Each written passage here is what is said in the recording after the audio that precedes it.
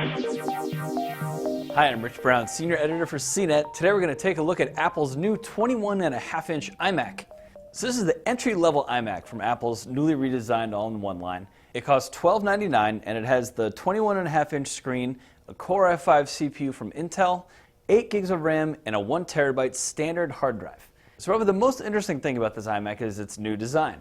You can see here from the front, it actually looks like the old design, but when you turn it, you can see it has a very thin edge here coming out to a rounded display here in the back. Now, along with the new design, there's a few new features that are worth noting. There's an anti-glare coating here in the screen. There's also a second microphone here designed to help make audio a little bit better when you're doing video calling. One negative about the new design is that you can't change the memory yourself anymore. You used to be able to do that on the old iMac, and you can do it on the new 27-inch version. You just can't do it here in the 21.5 model. So in terms of its physical specs, along with those new features, you also get the same array of ports we've seen in previous iMacs. There's an audio jack here for a headphone that also works for digital audio output. There's also an SD card slot, 4 USB 3 ports, as well as a pair of Thunderbolt jacks for connecting monitors or other Thunderbolt-capable devices.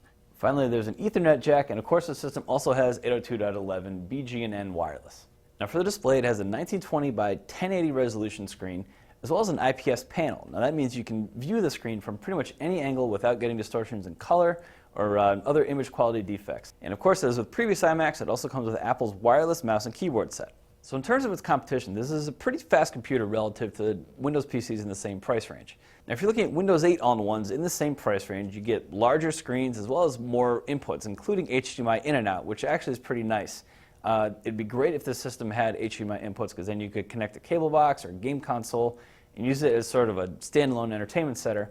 Now there are definitely people out there that either need or want OS X or might just like the look of this iMac. But for those of you that are OS agnostic and want the most hardware for your buck, I would probably recommend looking at the Windows side of the aisle.